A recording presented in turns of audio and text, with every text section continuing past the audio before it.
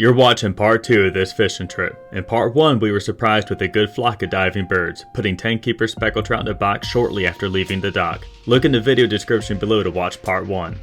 Here, in part 2, we arrived to our first fishing spot of the day. Enjoy!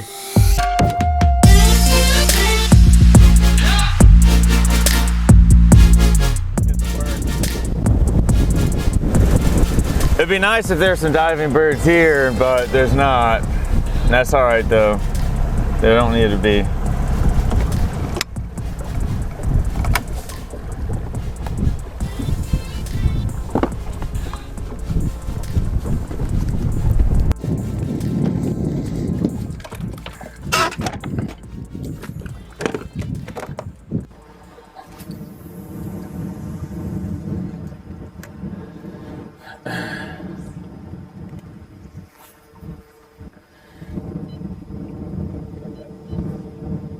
What's up?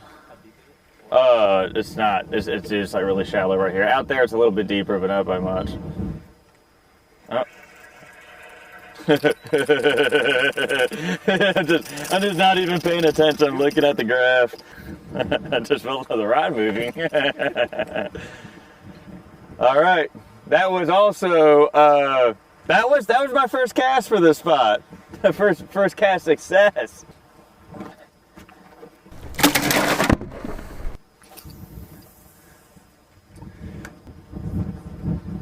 I could just be seeing things, but it looks like the tide is not really moving here that well. In which case, we're going to move. Nope. But I tell you what, if I catch speckled trout like this, and it gets consistent, yeah, you might want to tie on a cork, dude. This is a cork spot. This is cork's work here.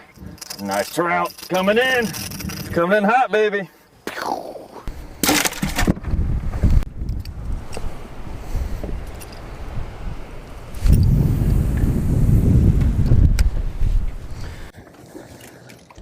There's a cork with a leader line on it. You just need an 1/8 ounce jig head. And if you go into this hatch right here, you'll, okay, cool. Oh yeah, dude, I just got thunked. Dude, he hit the cork. I'm pretty sure he hit the cork. There we go. Now I got him. I don't know if this guy's gonna keep. Nope. No, not that guy. Not that guy, no sir.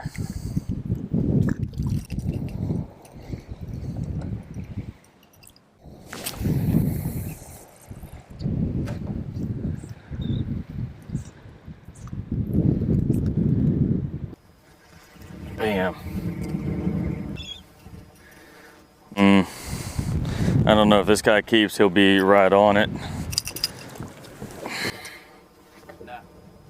Actually, he's close, but I'm going to throw him back anyway. Just to err on the side of caution.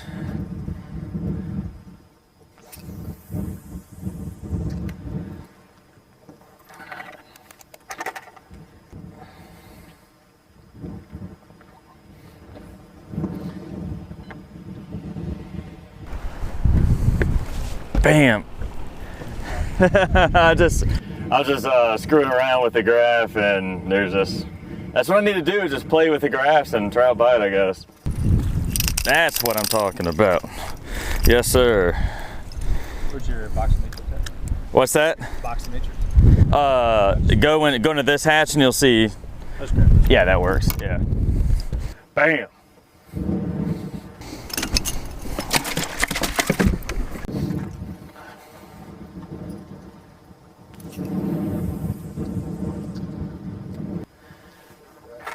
Oh, I'm on. Dang, dude. Can't even reach down to the clicker without a freaking trout biting. There's a little guy though.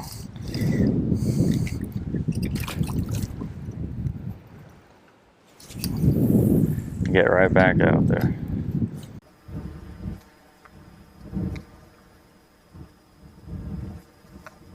Come on, trout. I think they liked it better when you were just playing around tackle and not doing anything. Dude, if I knew that was a thing and that worked, I'll put this rod down and start pressing buttons on things until you have until number 50 hits the deck. Hey, look, I'm going to cast back out there, but after that, I'm gonna, fan cast around. Yeah, fan cast around a little bit. You know how like there's like a sweet spot, and that's like you got to get the cork in that sweet spot. I think that. Get out. No, that I think I'm just seeing things. But you have like the sweet spot that the fish are in. You know, it's usually a spot like maybe the size of this boat or half the size of the boat, and you got to just fan cast around and find that bad boy. Yep. But I don't know if they're holding. I just don't know if they're here thick or what's going on. Or these fish just might come and go. Like we'll cast 3 or 5, and then nothing happens for 5 minutes, and we cast 3 or 5.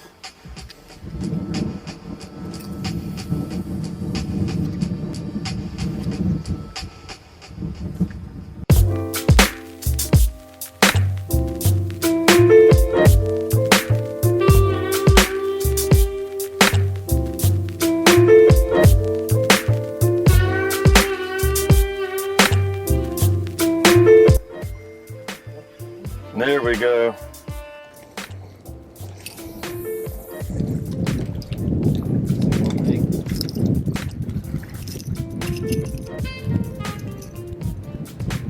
It's cold.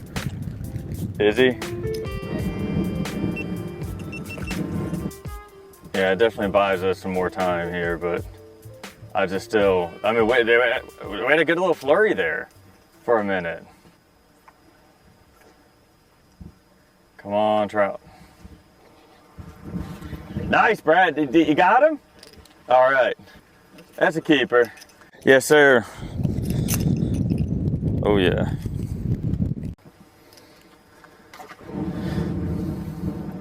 Have you ever seen that picture where I'm laying on the deck of a boat and I'm covered in speckled trout? Yeah. And I'm holding it. That was taken here. Posing. Uh-huh. That's where we caught him. How's that cork doing? Not like when a cork just sitting suspiciously low in the water and you're like, Why is it so low? Oh, that's why. because there's a fish on it. He's like, I'm just gonna try and sneak away with it. The only place you're sneaking your way into is the friggin' icebox, buddy. More keeper specs. If we don't just start hammering them right now, we're gonna go.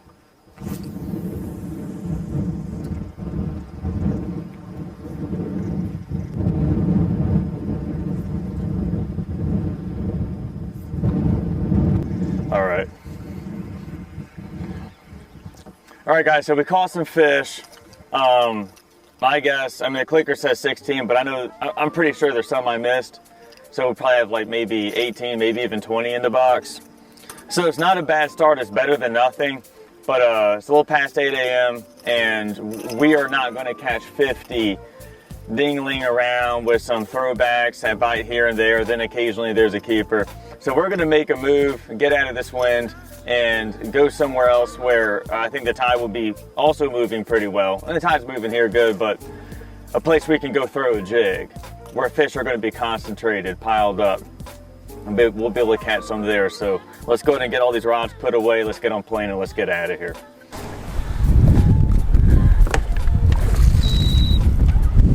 I think that I will have that energy drink that has all the speckled trout sitting on top of it. Here we go. Oh yeah, peach mango speckled trout flavor. Beer left over from Heather's trip yesterday. But we got a good box of fish going. That's not bad.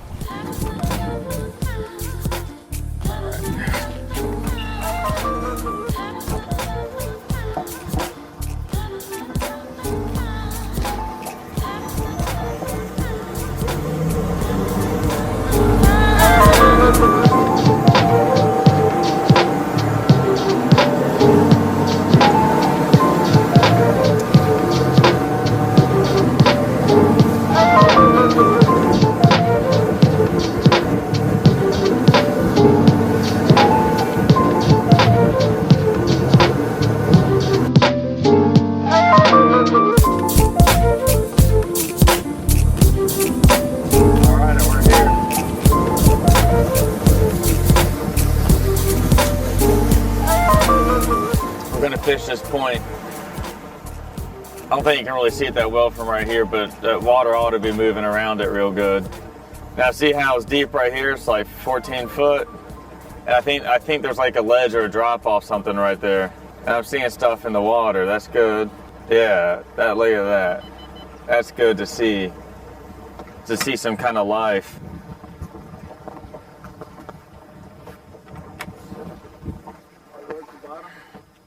Yeah, you'll want to fish a jig here.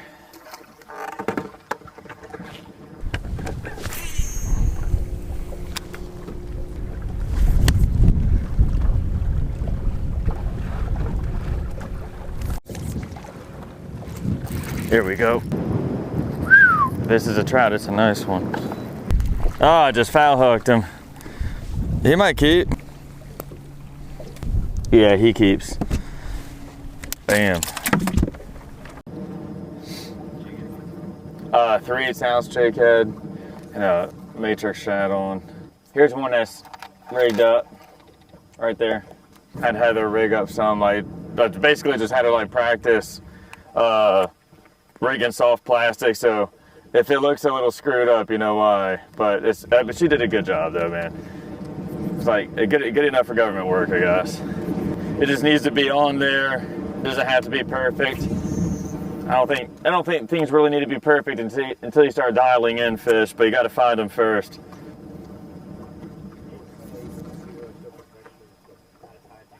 Yeah, before they ever get a line in the water. So what me and Brad are talking about is how people can be such perfectionists with tying their knots and getting their soft plastics rigged up right and everything before they ever put a line in the water. And at least for the kind of fishing we're doing here in South Louisiana, inshore fishing for speckled trout and redfish, you really, the number one thing you need to be focused on is finding fish in the first place. And that has nothing to do with, is it? Okay. So I'm all right with that too. If you need, yeah, well, once you get them closer, I'll get a net out. The net's in that back hatch. Anyway, before the redfish so rudely interrupted me, people are so, trying to be perfect with their tackle, or I have I have a term for this whole like knot tying thing, and everything has to be rigged perfectly before you ever get a line in the water. I call it being a knot nerd. Let me get a net for you.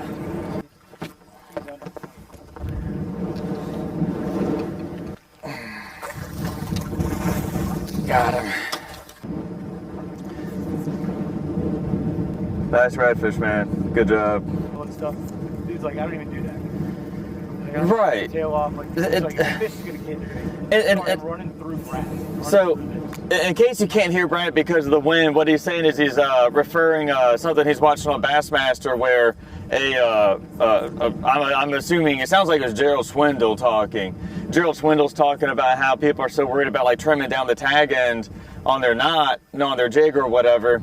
And it's like, okay, that's great, but you realize that there's yards and yards and yards and yards and yards of line coming off that lure. I don't think the fish are going to be worried about some little 1/8 inch length of line. And they're not. In fact, the matter is that they're not. What matters is finding fish in the first place. And if you can get on them, it doesn't matter what your tag end looks like.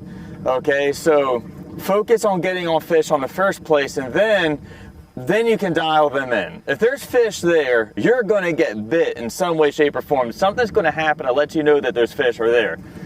Then once you get on them, then you can start changing the weight of the jig head, or the color of the soft plastic, or your fishing line diameter, or whatever. But until you get on them, all of that's irrelevant, and all you're doing is wasting time and keeping yourself from getting on them in the first place. Now you'll have days like the trestles are a good example, where you got to be, that's weird, you just got to, they want it a certain way and you got to have it dialed in, or you're just not going to catch any fish at all, or you just might catch one after grinding a whole bunch. But that's the exception that proves the rule, not the rule. Yeah, I'm kind of disappointed with what's going on here. Like we should be catching them more and better than this. All right, we're about to make a move. This ain't, pull up, caught a trout and a redfish, and that's great, but we should be whacking the crap out of them. But after here, I don't know where else trout could be biting. I mean, I could look at a map and figure it out. That's what we're going to do. We're just going to have to go fishing. And that's what we're doing here, folks. You know, I fished yesterday out here, and so I had an idea as to where some speckled trout, where some fish are at for today, but I only got to fish for a few hours. Didn't really get a chance to really dial them in. Just kind of I just got the rough, broad strokes to paint a picture. We're about to go do some actual fishing. We're just going out looking for fish, and thankfully we have satellite imagery that makes it a lot easier, so we can just look at the map and kind of pick out spots and whatnot, but we're just gonna have to go find them. That's all right, that's what I do. Yeah, I'm ready to go. Let's just bounce out of here. Let's go to the next fishing spot, wherever that is. I'm just gonna look at the map and figure it out. Let's take a ride. Oh yeah.